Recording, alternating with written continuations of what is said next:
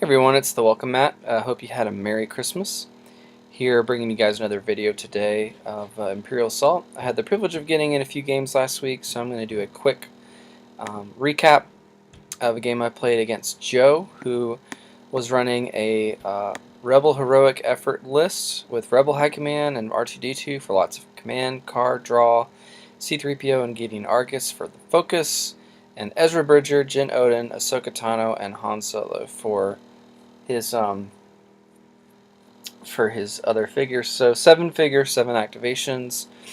Some cool synergy with Ezra and Ahsoka for Force users and melee units. So and Ahsoka, of course, being close to Ezra allows Ezra to turn a die to any side.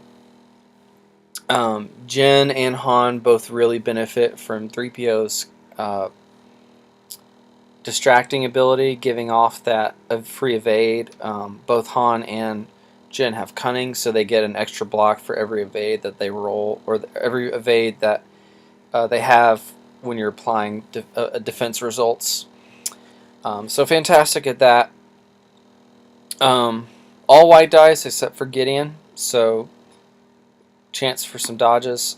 Smuggler synergy with Han, Ezra, and Jyn are all smugglers, so On the Lam is definitely a must-have for this deck, and Tools for the Job.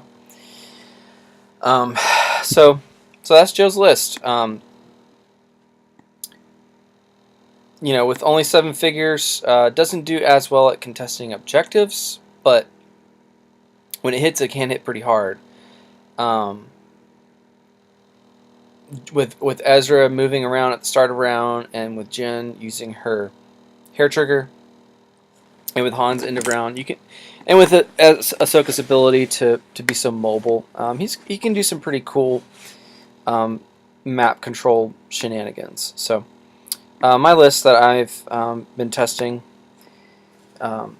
is Greedo, Hondo Naka, Onar, Jawa, C-3PO, an Elite Alliance Ranger. That's an Elite Jawa, by the way. R2-D2 and Gideon Argus with Temporary Alliance. So it's 8 activations, 10 figures, and 72 health. So, and I'm really liking that health pool because with C-3PO and with Onar, it can actually feel like more because of the defensive buffs that they give. And the Jawa also has the ability to stay alive with take cover. So based on the die rolls, I've found this list to be deceptively tanky. So I'm trying to fix the windows here in lieu of Derek's constructive criticism he gave on another video. I'm always looking for good criticism, guys, to improve the channel. So I'm going to try to not move around these windows once we get started here in a second. As you can see here, I forgot to start logging the game before we had already moved our figures some round 1. So as you can see, Joe ended up winning initiative, and he took the treehouse outside side, and I took the right side. He ended up pretty early on. I mean, he did the kind of standard things, like he moved R2 and Scummed, and moved 3PO and focused Han, and or maybe he focused Ahsoka first. I can't remember. Move these folks around. I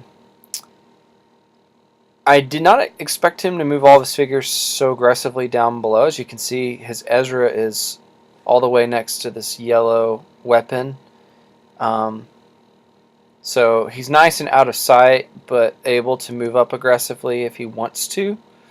So for example, at the end of the round, or the start of next round, Ezra could move up 4 if he took initiative, open the door, and then play fleet-footed or force push and bring a figure from around the area of my terminal or so. And attack them. So I had to be mindful of something like that. What else? Well, anyways, it was pretty apparent early on, though. Once he moved one of his figures down here, that he wasn't really going to contest this middle area. And talking after the game, I think, but without diving into the game itself here in a second, I think Joe realized this was a mistake. He gave up too much positioning.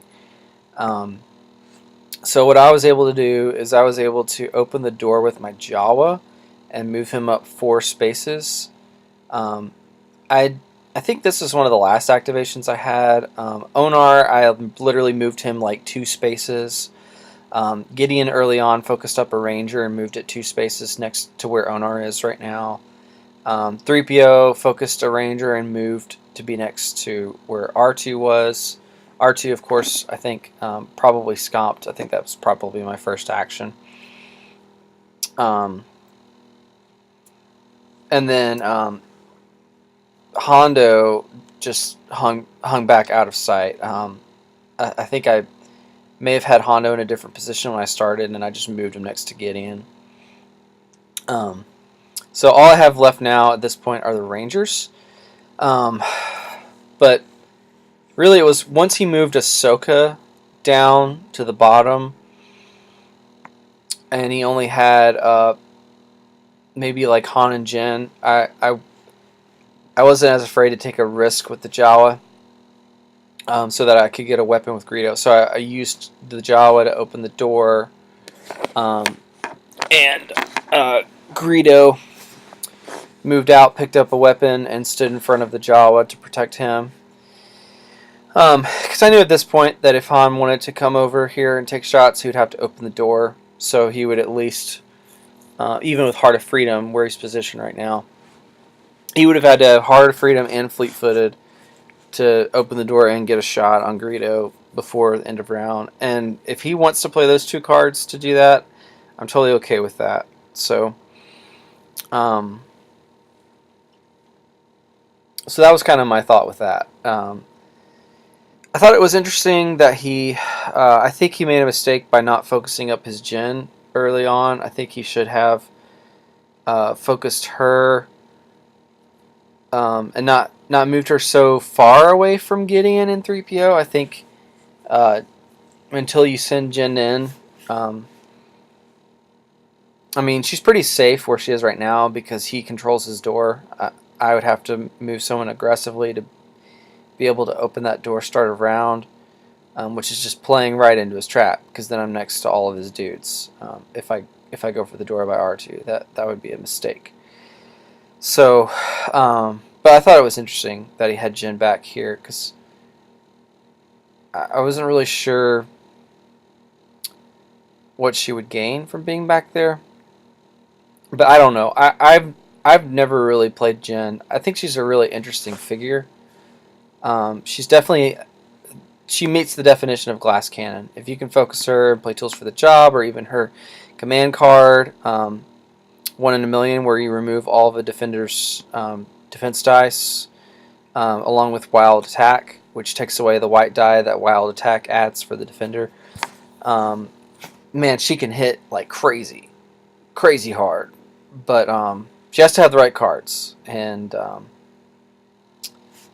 she's just very swingy in that way. So she's really swinging on range with the green and no built-in accuracy.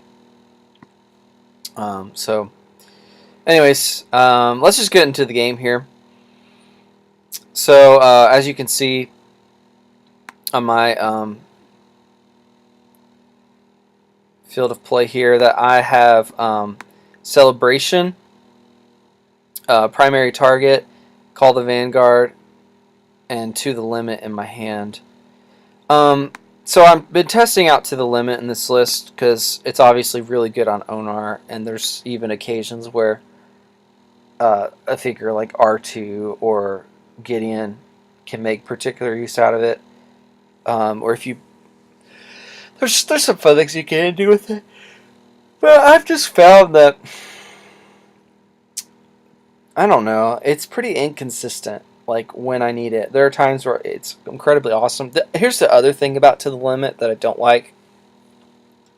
Other than the inconsistency of not drawing it at the right time, is it's a card that so for example with Onar, let's say, the dream situation with Onar is you move him a certain number, you gain movement to do his thing. Then you play his rush ability, which is a special action to like move 4 spaces and kill a figure that has 1 health left. Then you play to the limit and take a shot on somebody up close and obliterate them with Onar's big gunshot. Problem with that is you do have to worry about negation. If your opponent hasn't played negation yet, they're happily going to let you move out an Onar and expose him, or have to choose to just simply move him back after you've already, maybe you've played rush. Well, I guess at this point you would have moved and then you would have rushed. So now Onar is probably exposed to someone. And if you negate it, now he doesn't get a chance to attack, and he's just sitting out in the dead. So, To the Limit is a high risk reward in that way for Onar. It's a much safer card with a figure like Jabba the Hutt, who Jabba isn't as worried about taking the stun from To the Limit, and of course Onar isn't either, because he can't gain harmful conditions because of his ability immune. But Jabba doesn't worry about being stunned, because stun only stops you from moving or attacking. And Jabba doesn't need to move, or he shouldn't be moving, and he shouldn't be attacking. Maybe I should put it that way. So he just uses special actions. So he can sit there and do his special actions all day while he's stunned. So To the Limit, I think Onar is a great use of it, and Bosk is as well. But Jabba is the ultimate one, because if it gets negated, you still have plenty of options with Jabba. If it gets negated on Onar, you can be in some serious trouble. So that's a little rant about To the Limit. So let's actually get into the game here. So these are the cards I start out with, and we will go from there. So now Joe goes with his Han, since he had initiative, and he only had 7 activations. But even if he had 8, since he had initiative, I would have ended the round last either way. So he double moves his Han to safety, and I'm perfectly fine with this. Han is not threatening any figures at this point. We're going to mute that. Han's not threatening any figures, so I ended up moving a Ranger to grab a weapon, and I do think I made a mistake here. So I have called the Vanguard, as you can see. I really think I should have moved at least one of my Rangers in this terminal down here, so that I could position him for a Call the Vanguard shot at, like maybe move him down here to a safe spot where Han can't shoot him, and then play Call the Vanguard, take a shot, and then move him back to safety. That way, since I was, assuming I would be able to keep initiative for round 2, I would have been able to get off 2 shots with that Ranger guaranteed, which is probably going to get me good value. So I end up though, and I probably should have used the one that was here, that was already focused next to Onar and 3PO here. I do something differently, and yeah, but I'll just say there, I do think that was a mistake. So what I ended up doing was I moved this Ranger. So one of them, you can see I picked up a green weapon, the one that isn't focused. So now he's basically focused. Now this was kind of actually a pretty dangerous move. Again, I think my positioning here was not very wise. The reason I did this was because I was thinking I may play the Call the Vanguard with this Ranger. And then I could move him out, and I'm not as worried about Ezra coming after him because I would have already gotten 2 attacks out of him, and I could potentially draw out his Han, his Ahsoka, to come and try to open this door, so I can expose him. I don't think that was the right play, though. I think putting this Ranger in this spot was pretty risky. So the other one, I just move him next to the red weapon, but he doesn't take it. Oh, I ended up, I did, we kind of played this game very, like, we were practicing positioning and stuff, so we would, like, if we were in activation still, we would, like, you know, let us, like, reposition our figures before the other person goes with their next activation. So Joe's really great about that, and I, you know, wanted to accommodate him too, like, just letting us both practice to make sure we really got what we wanted. So I do move him back 1 here, which again, I don't know what I was thinking there. Like, at the least bit, what I do by putting him here is put him a little bit more out of reach of Ezra, but that really wasn't what I was worried about. So anyways, I move this other Ranger up next to Greedo, and we move to the end of round. I ended up drawing Urgency and Element of Surprise, so I've got 4 of my 0 costs in this game right now. He doesn't have anything with Han, so I end up getting 4 victory points because I'm next to 2 tokens in the middle. Initiative passes to me. He ends up deciding to leave his Ezra where he is. He doesn't want to expose him. And this was what my plan was here, is since Joe is kind of out of position down here, I decided, okay, I'm going to force him to spend most of a round just getting to me to get off attacks, and I'm going to take out his support. Because if I can cut off his Gideon and his 3PO, but mine is untouched, then I feel like I can have an advantage on him because I can keep pumping out focuses. I can beat him on the damage race. So that was my thought here. So I move up one of my Rangers, a focused one actually, to open a door, which is not typically what you want to do with a focused Ranger. So I knew this was a rather aggressive play. So I should pull up my dice at this point. I'm sorry, guys. There we go. Pull up these dice here. So now you guys can see the dice. Okay. Well, that's just annoying. Alright.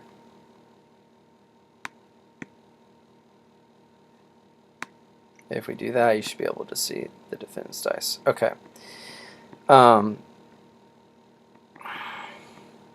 So I'm declaring a shot on this Gideon right here with... so what I ended up doing was moving the Ranger that had the weapon to take the shot here, because this Ranger, he can't get to 3PO and still get his rerolls. Well, let's see. Maybe he could have 1, 2, 3, 4. No, he wouldn't have been able to get to 3PO without me burning my urgency, which is not what I want to do. So the best decision seemed to be move him within 5 of Gideon and get him out of harm's way, because he's not doing anything down here. So I get a pretty good roll here, so I don't even need my reroll, because he gets a low roll on his defense. So and just for the record here, I'm actually doing 6 Pierce 1. So so 6 Pierce 1 was the damage there. I chose not to play Element there because of my rerolls, and I wanted to save that for my next attack. So I play Celebration here. Joe did not have Negation. So I do feel good about having a... so I got 7 7 points from killing Gideon, and I've got 4 objectives from the start. So I'm already over a quarter of the way there. So I move my ranger up. Because 3PO is next to R2, with his cower ability, he can reroll, and there's a good chance for a dodge. Since I didn't have heightened reflexes, I didn't want to risk that. Because he has not negated celebration, I figure he probably does not have negation.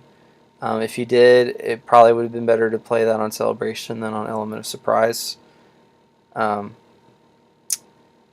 negating element of surprise is very risky, because you may not dodge, and then you're just wasting that negation completely. So, or your opponent may have a way to deal with it. So, not the best roll here, but because 3PO doesn't have a defense die, I've got exactly 4 damage. It would have been 4 Pierce 2 before rerolls, so I've got enough to not have to reroll. So, and that ranger will become hidden. He is exposed. This would have been a situation, if we look at my command cards, where something like fleet-footed would have been nice compared to the limit, just so this ranger can move back and not be threatened by Han, unless Han double moves for an end of round shot. And now that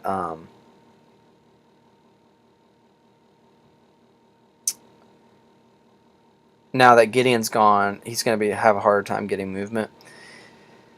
Anyways, I digress. So my plan to go aggressive is paying off so far.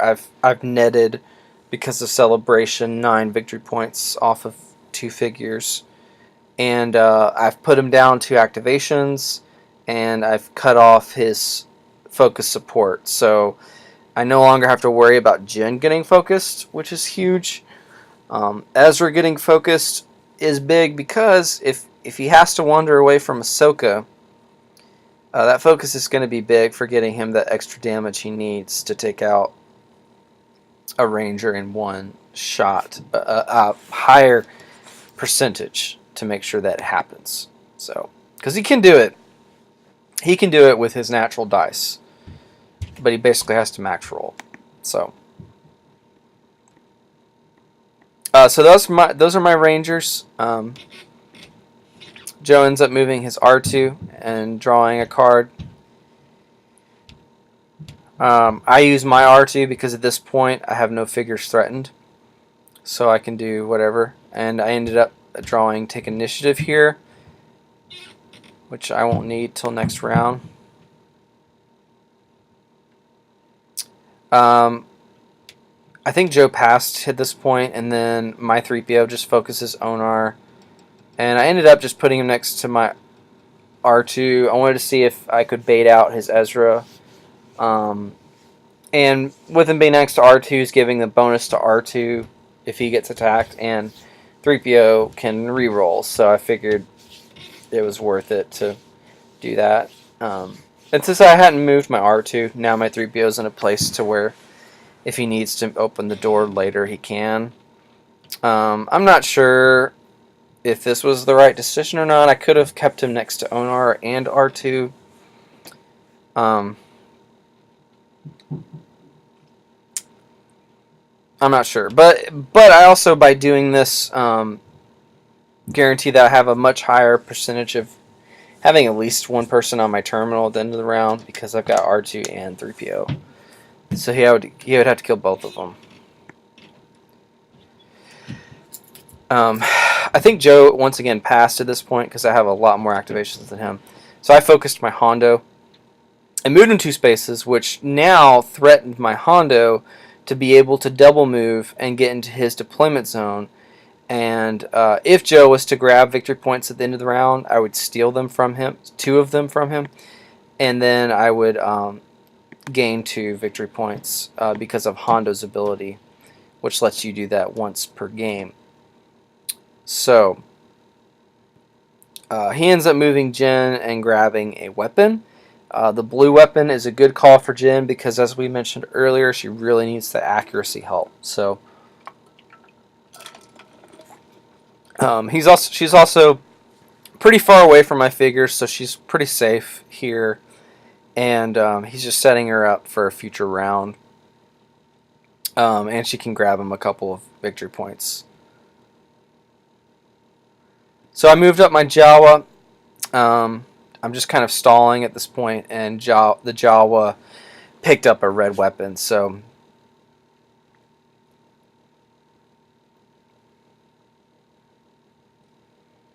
as you could see, since he hadn't brashed with his Ezra, Ezra was not able to move in and get an attack. He was just able to move up and open the door. So again, I think maybe because of where I had my Rangers and such, Joe should have brashed up Ezra. But I don't believe Joe had on the lamb at this point. So I could have theoretically moved my Ranger, and if I, in his mind, if I had the right cards, I could take out Ezra pretty easily. Which is true, but I didn't have my 100 cards, as you can see here. I only want to have his primary target, which at this point only affects Han, and Han is pretty safe. I really don't want to shoot Han where he is, because there's no spot I can get to without playing a card like Marksman to shoot him without him returning fire. So Greedo moves to... he already had a weapon, but I just moved him to the treehouse.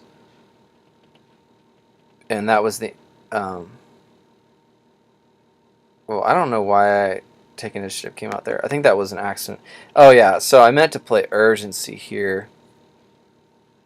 I'm sorry, not me. Joe plays urgency here. I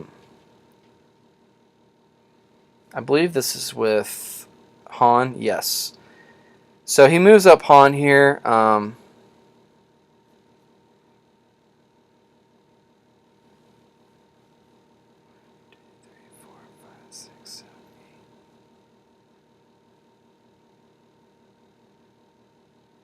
And actually, he wasted that urgency. I didn't even realize this. 2, 3, 4, 5, 6, 7, 8.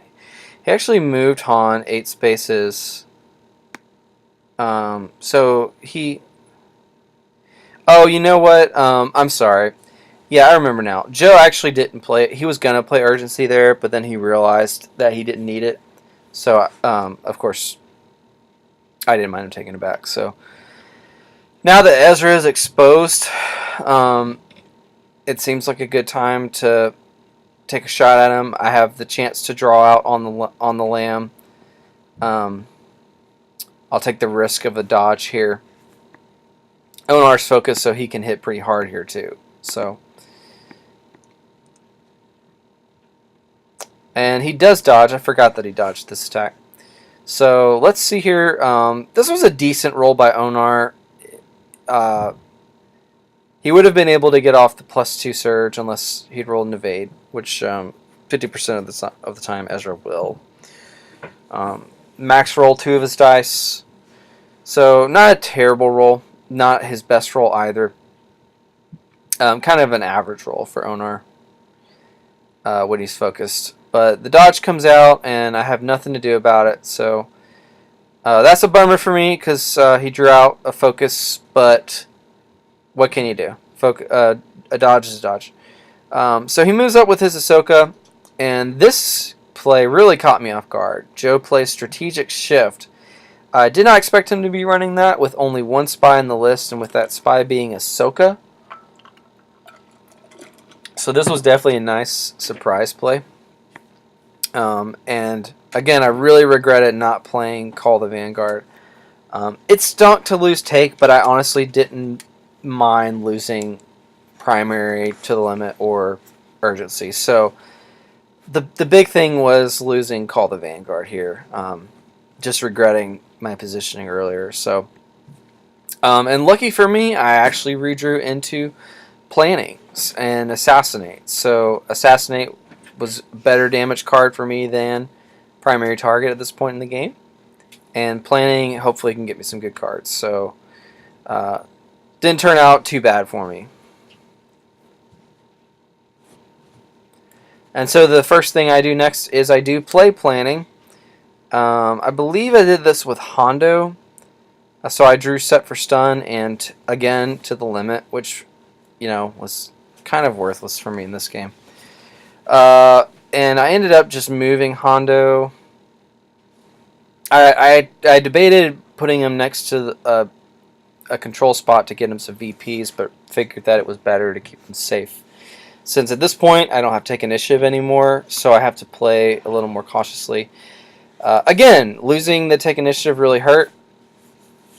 In the sense that I could have had the opportunity to really do some things with these Rangers early on, but alas, a great play by Joe. I should have been prepared. So Hondo moves to safety, and he can take a shot on Ezra later.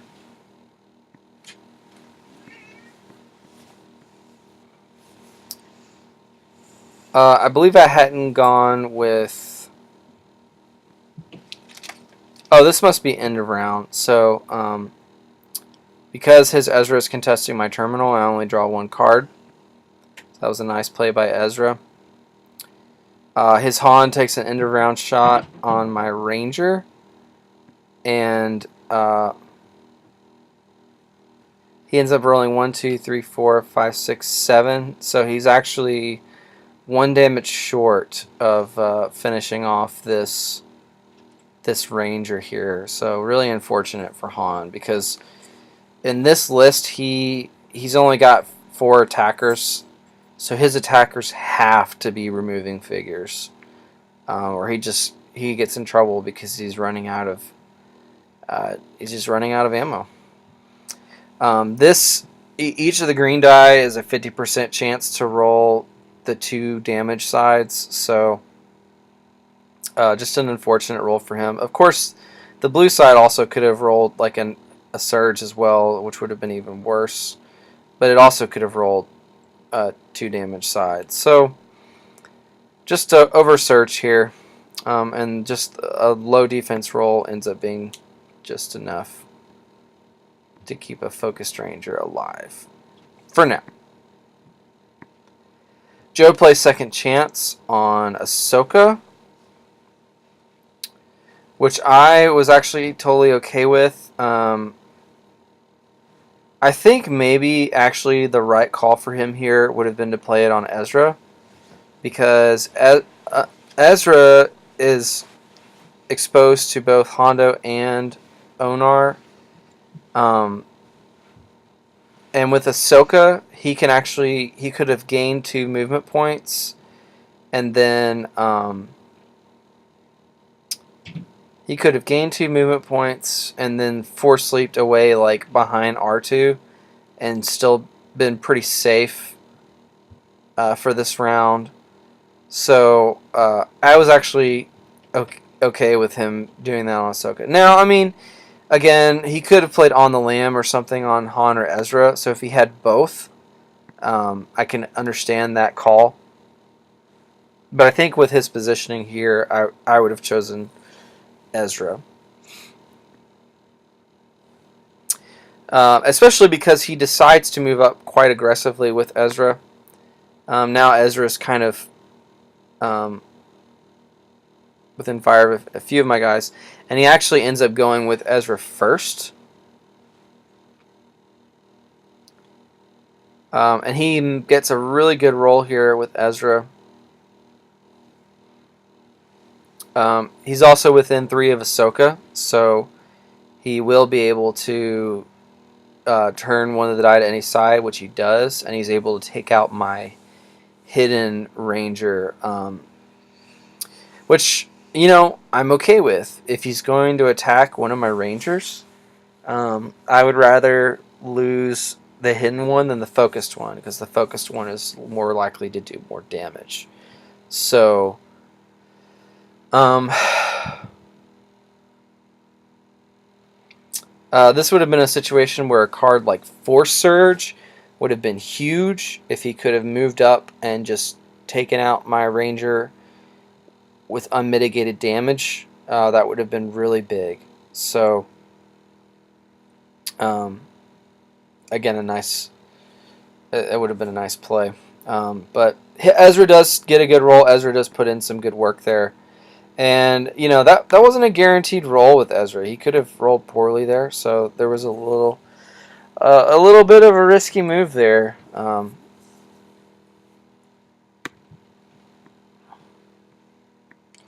So at this point, I decide, okay, well, obviously I need to go with my Rangers and get the most value that I can out of them. So first I take a shot with my Focused Ranger that's next to Ezra. I, of course, lose my rerolls, but with the Pierce 1 right here, I would be doing 4 Pierce 1, so I would be doing 3 damage. So I have to think about... So, of course, the 3 damage goes through. And now I move my Hidden Ranger back so I can get my rerolls. He's hidden and he's rolling a green die. So, this should be a pretty heavy attack. I have Heightened and Assassinate. So, if he doesn't play on the lamb, I think I have a good chance to potentially finish off Ezra here.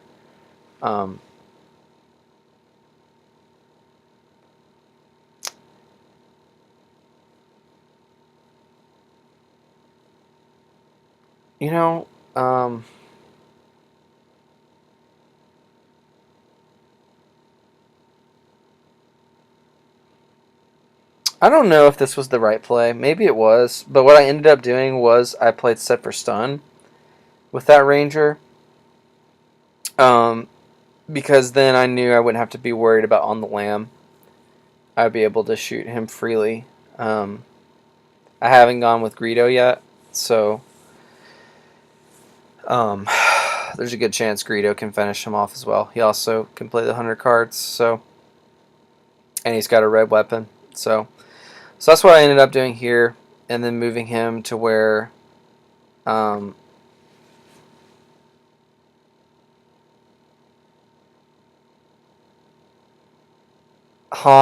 was going to have to really reach to get to him, and Ahsoka would have to expose herself if I did decide to go for Ahsoka at some point.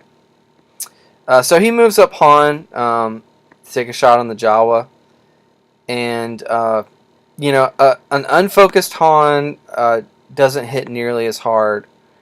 This is a decent roll from Han, and he could have rolled one more damage or one more surge. He would have needed another surge to kill me. So there was a chance he could have done it, but the Jawa here rolls an average roll. He re-rolls here, and unfortunately for him, doesn't get the surge. He gets another damage. So that's ending up doing just exactly 4 damage. So if he had positioning advantage, would have taken out the Jawa. So next I go with my Jawa. I end up moving... I actually ended up double moving him. I'd kind of been debating what to do here, but because the Jawa doesn't have access to 100 cards, I really didn't want to take a shot on Ezra not die, and then the Jawa still be exposed with his low health. And with him having no figures on my side right now to threaten me, I'm okay with moving the Jawa to a place of safety. So that was my thought there with that. So he moves up his Jin, takes a long range shot on Hondo here.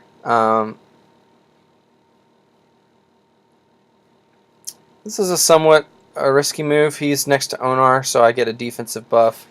He hasn't seen On the Lamb or Hondo's card yet, but he's got to shoot someone, and that's who Jin can shoot. But he does play element, so he takes away the risk of a dodge, and he gets a max roll here, a really great roll with a lot of range. So he's able to pump 5, and I can't remember if he does. I think he ends up actually stunning Hondo instead of doing the +2. Oh yeah, so I ended up using my evade because I didn't want to give him the chance to stun me. So, or even just saving 2 damage, I figured either way the right call was to go ahead and use Onar's get down. So Onar gets down, and Hondo will take 5. He moves back Jin to keep her a little bit safer.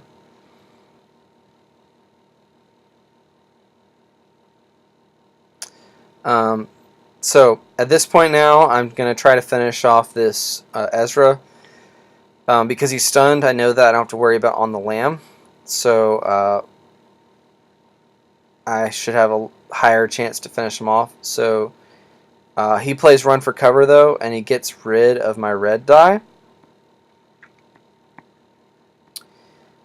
Ezra again rolls just a block, and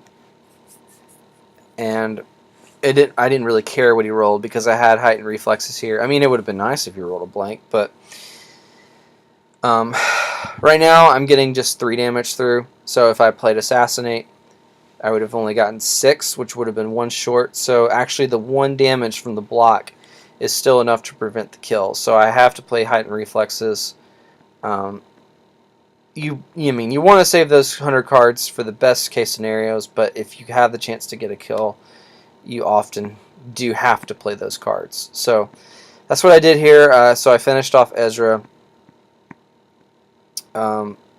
which gave me that was huge for me.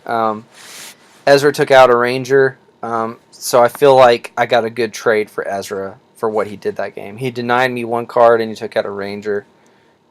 So points wise, I felt pretty good about that.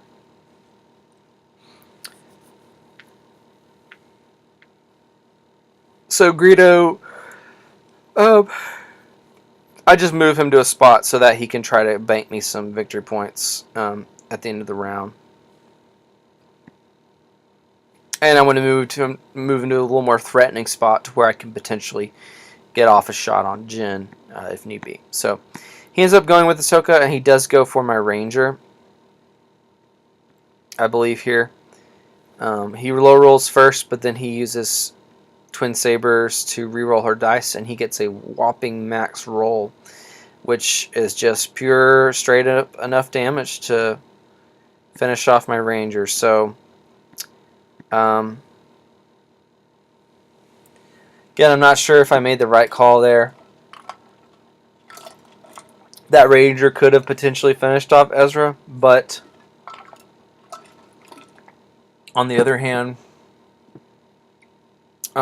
Ezra could have played on the lamb and then moved to safety. I don't know. In hindsight, it may have been better to just go ahead and shoot at that Ezra, because even if Ezra had on the lamb, Greedo was in a good spot to be able to get to him, and if Ahsoka had gone first and been able to finish off Greedo, I would have been, okay with that, because Greedo would have been able to take a shot on her. So I don't know. Tough decisions. So I ended up just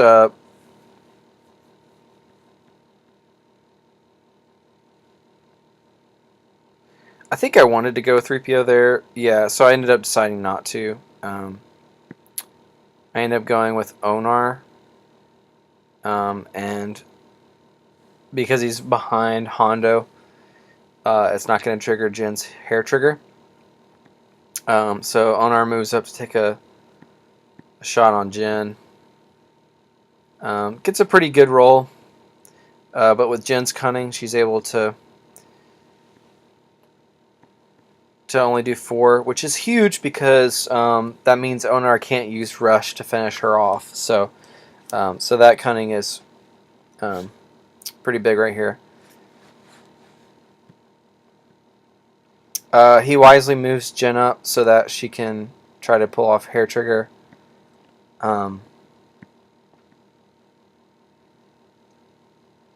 he ends up opening his other door with R2. I'm not really sure. I mean, maybe he was... I'm guessing the reason he did that was so that his R2 could come out and contest a terminal for the next round. I'm thinking that's probably why he chose to do that. So,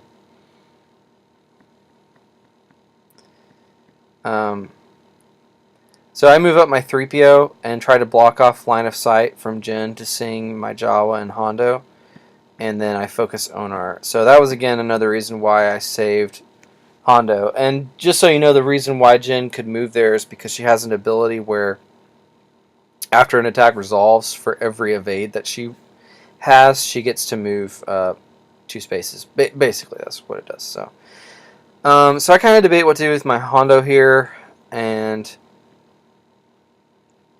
what I end up choosing to do is going for R2, because I feel like with the other figures around, I have a good chance to finish off Jin. So I'd rather use Hondo's big attack on another figure. It's kind of risky though. There's not a 50%, but a 33% chance that R2 can dodge this attack completely. But if it does hit, it's going to hit like a truck. So, and he's already rolled 1 dodge this game, so I figured I'd push my luck. And fortunately for me, he does not roll the dodge. Hondo doesn't get a great roll here. It's kind of a mediocre roll. 3 surges is not what you really need with Hondo. I had the range from my dice already, so I didn't need the surge for range. So, but if we look at the damage here, I'm doing 1, 2, 3, 4, 5, 6, 7 because of rolling my 2 surges. So, and with his 1 block, it actually is going to be enough to finish R2. So even with just a mediocre roll, this is the power of Hondo. When you don't pay Hondo, man, and he's focused, and especially if you play tools for the job on him, man, he can just hit. So I'm able to one-shot R2, so the gamble pays off. The other thing there was I figured if he paid, I would be helping towards Hondo's earn back some points. So, and then I move him next to a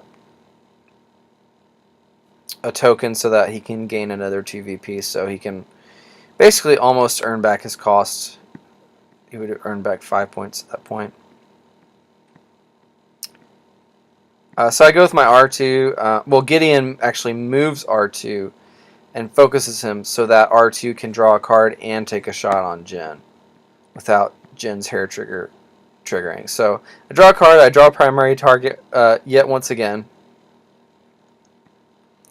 Take a shot on Jin here, and out comes another dodge. R2 actually got a max roll here, so an incredible roll, but fortunately doesn't finish off Jin. And he actually moves up his Jin so that... Oh, he changed his mind. I'm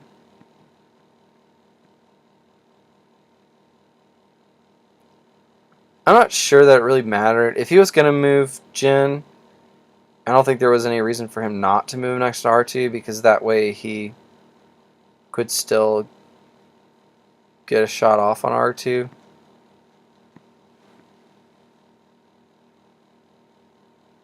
So this time I can draw 2 at the end of the round, so I draw negation and urgency, so I just keep drawing the same cards. Now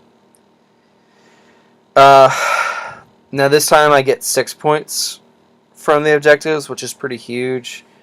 So even though I'm going to lose this ranger, I felt pretty decent about the return I got out of it. I got 2 objective victory points, and I think this is the ranger that killed 3PO, so it got back 4 points.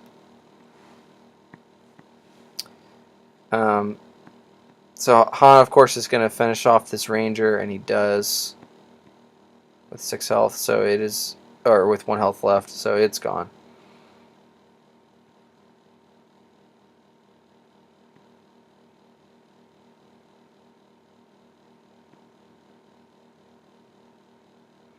That's interesting though, because we talked about the power at Force Surge, but actually there, in that situation, I guess it would have saved him 2 victory points by killing that Ranger earlier.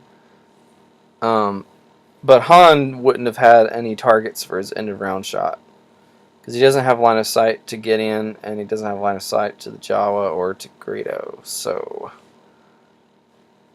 just something to note there. So Joe attempts to take initiative, and I thankfully drew into negation, so I'm able to stop it. A take initiative could have been pretty big there if he'd been able to take out my Hondo.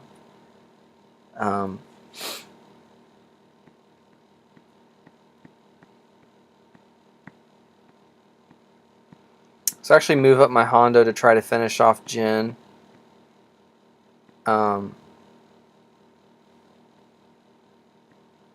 I'm not sure why it said it should. Yeah, there we go. It's supposed to say +2. He does whip out his on the lam, which I believe that Joe didn't have it earlier. So all that set for stun was for nothing. And this was a massive attack from Hondo, only 1 damage off from being a max roll. So he's able to dodge that, and with the evade, he could have actually even gotten 2 more points. But he puts Jin in a spot where basically anyone that I activate right there, he's going to be able to hair trigger. So, you know, I'm bummed that I've had to shoot Jin yet again, but I pulled out on the lam, so I feel pretty good about that. I believe this is his Ahsoka. He, I want to say this is when he played Pommel. I can't see his cards.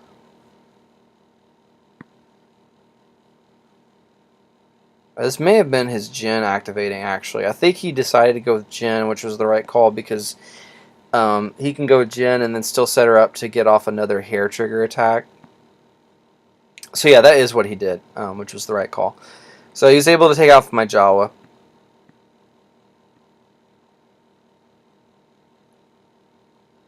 And he actually moves Jin so that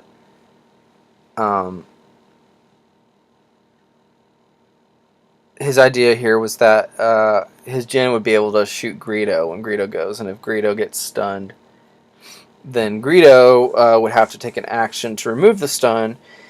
And because he's standing next to Ahsoka, if he wants to take a shot, he has to attack Ahsoka, and then Ahsoka can, or Jin, can both use his parting slow, his slow on the draw ability rather, and force him to get shot at first. So, excuse me, I kind of butchered that. So what I ended up doing was using Gideon to move Onar over so that I have more options with my Onar here. And potentially block that line of sight to Greedo.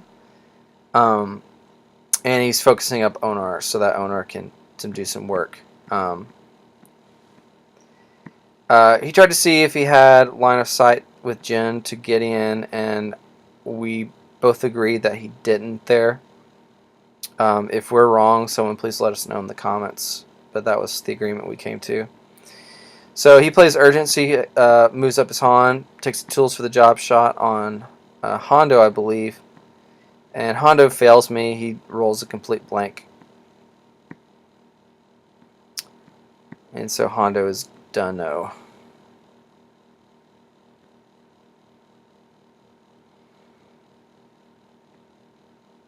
So far Joe's dodged 2 attacks, I think, and I've got 0 in this game.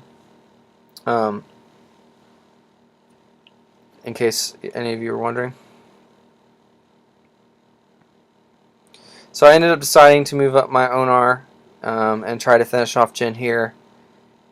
And I've already played 2 of my card removals, so a decent roll by Onar. Low rolls the red, but I only needed a couple damage, so I didn't need a big roll here.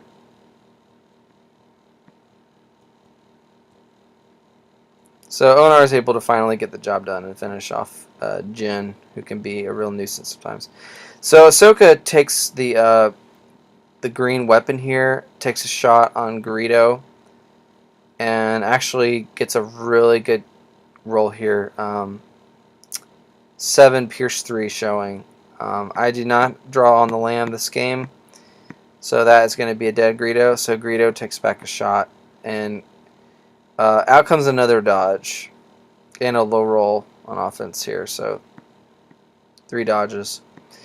Greedo drops his weapon, and suddenly this game just got really tight, and I'm kind of nervous.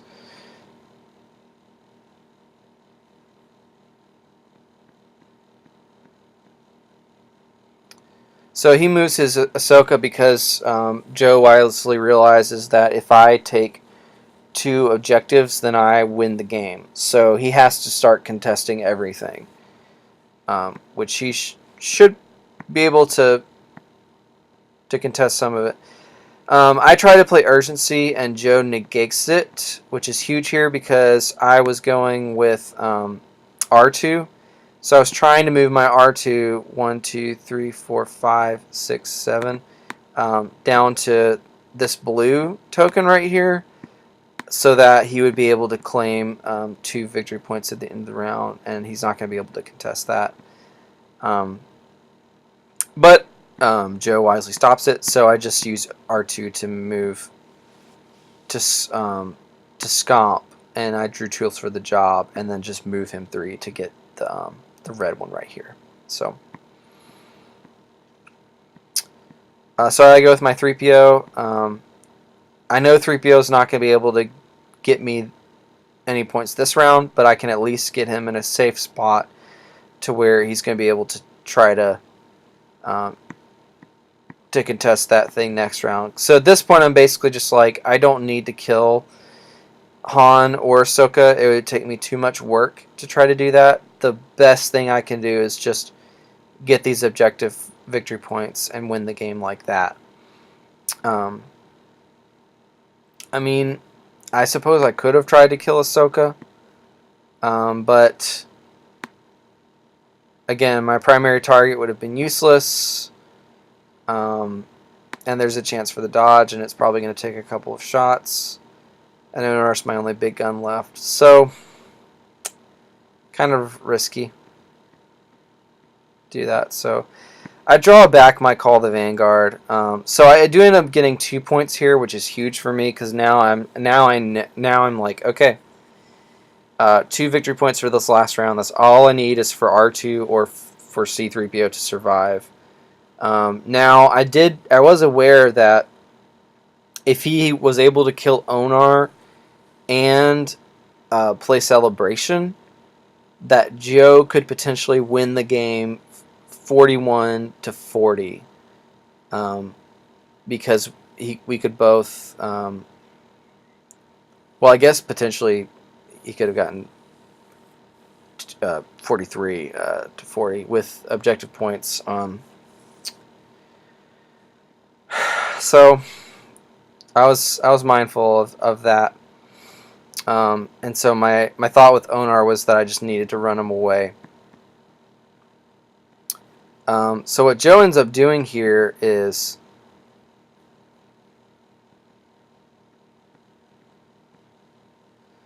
first he takes his end of round Han shot on Onar. Not a great Han shot. Ends up getting through 4 damage. With me using Get Down. Initiative passes to Joe. And I've already played... well, actually, I haven't played Take Initiative, but I didn't redraw it, so I don't have it. Even the negation's gone. Unfortunately, I did not draw it. And Pummel came out here, which was huge. So with the extra die, Ahsoka is just gonna tear Onar to shreds. And she does. She max rolls everything and obliterates Onar into pieces. So this is really unfortunate here for me. I'm pretty nervous at this point because I realize Joe could have a shot here if he plays Celebration, but he does not have Celebration. I also was aware that if Han was able to finish off Gideon, then he could also potentially win that way, because he would have more kills than me, so he would win the tiebreaker. So I decided that what I have to do with Gideon, what I have to do next is just go with Gideon and run him away. Because now his Han has to make a choice. Like, if he had Heart of Freedom, he would have been able to do this. He could have moved back one, and then moved and still gotten to... I guess actually all he needed would have been fleet-footed. If Han had fleet-footed, then he could have moved one, shot Gideon, and then moved 4 to contest the upper token. But I had to at least move Gideon and just hope that he didn't have either fleet-footed or Heart of Freedom. So I do end up going with R2. I double move R2 here to put him away from Han and away from Ahsoka, to put him away from Han at least, because I guess it, I don't know. I felt like it was better to save 3PO for last, because R2 is more durable. R2 pretty much wouldn't die to a Han shot without any cards, because he's already played Tools, and he's already played Element, so a Han max roll can't kill R2-D2 unless Han rolls 6 damage and R2 rolls an evade. That would be the one combination which would be able to kill R2. So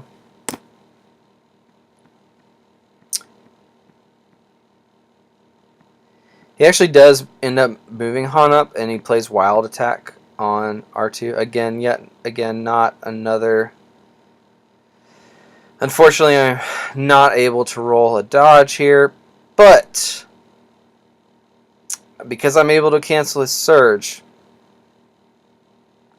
Han is actually 1 range short of R2-D2 here. He hit 7, he needed to hit 8. So, thankfully, I made the right decision by going with R2 first for 3PO. And with the reroll even, I'm able to survive. He needed to get at least a 2. So that was a 50-50 roll right there. So even with a max roll, he can't do it. And so at that point, all I have to do is move up 3PO, and I'm going to get 4 VPs at the end of the round. And that is the game. So you can see, folks, this game got pretty crazy at the end. Those dodges really did come back to haunt me. But man, I definitely got a little lucky at the end too, because if Joe had any of those cards that I mentioned, he potentially could have very easily won the game. So props to Joe. He's a great player out in Florida. This was a good game. It really could have gone either way if the cards and the dice had been just a little bit different. So I'm really enjoying this Ranger Scum variation. I'm curious why no one else has really tried it. I think people are just maybe afraid to lose Hera, but I'm finding it to be pretty fun. I'm really enjoying it. I don't really enjoy the Han Rangers version as much, but I really liked Rangers and Scum. So I don't know. If you've tried it out, love to hear your thoughts. Let me know, of course, below anything else I can do to improve the channel. Thank you guys for listening and watching as always, and I'll catch you guys on the next episode of Imperial Assault Skirmish. Peace.